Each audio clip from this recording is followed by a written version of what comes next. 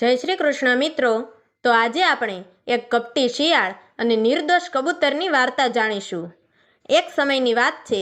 એક ઘનઘોર જંગલમાં એક કાગડો અને કબૂતર મિત્ર તરીકે રહેતા હતા. તેઓ રોજ મળીને ખોરાક શોધતા અને એકબીજાની મદદ કરતા. એક દિવસ કાગડો અને કબૂતર એક વૃક્ષની ડાળી પર બેઠા હતા. ત્યાં એક શિયાળ આવ્યું. તે ખૂબ ચતુર અને ધૂર્ત હતું.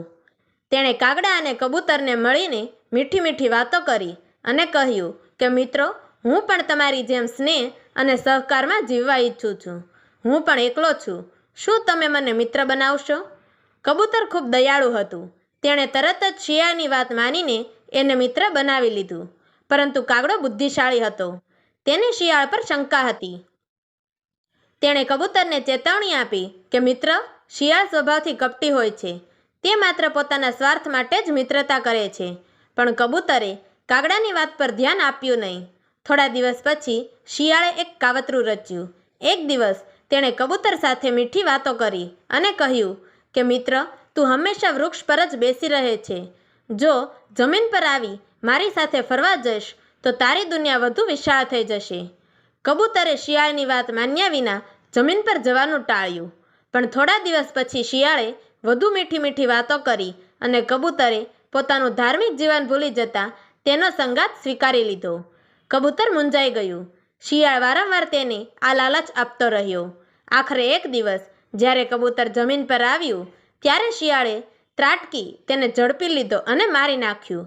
કાગડો બહુ દુઃખી થયો. તેને બરાબર સમજાયું કે શિયાળ ખરેખર ખતરનાક અને સ્વાર્થપ્રેમી હતો. તેથી તેને લાગ્યું કે કબૂતરને બચાવવા વધુ પ્રયત્ન કરી શક્યો હોત. આ દુઃખ લઈને કાગડો દ્વારકા ગયો અને ભગવાન શ્રી કૃષ્ણને મળ્યો. તેણે પ્રણામ કરીને કહ્યું કે પ્રભુ, મેં મારા મિત્રને બચાવવા પ્રયાસ કર્યો, પણ મારી હિંમત ન પડી કે તેને શિયાળથી દૂર રાખી શકું. શ્રી કૃષ્ણ હસ્યા અને કહ્યું કે ખરાબ લોકો મીઠી વાતો કરીને નિર્દોષ લોકોને ફસાવે છે. સારા અને ખરાબ મિત્ર વચ્ચે ભેદ કરવો જરૂરી છે. સાચો મિત્ર એ છે જે તારી સુરક્ષા માટે તને સાચી સલાહ આપે. જો કોઈ તને ખોટા માર્ગે લઈ જાય તો એ તારો મિત્ર નહીં પણ તારો દુશ્મન છે.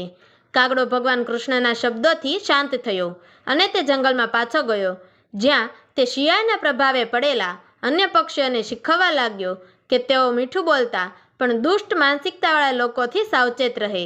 આ વાર્તાથી આપણને શીખ મળે છે કે ખોટા લોકોની મીઠી વાતોમાં ન આવવું જોઈએ અને મિત્રતા કરતા પહેલાં વ્યક્તિની હકીકતને સારી રીતે જ સમજવી જોઈએ.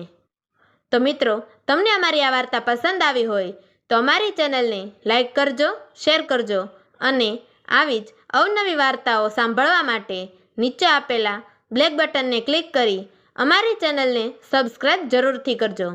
તો મિત્રો, અમારી આ વાર્તાને છેલ્લે સુધી સાંભળવા માટે તમારો ખૂબ ખૂબ ધન્યવાદ. જય શ્રી કૃષ્ણ. હર હર મહાદેવ.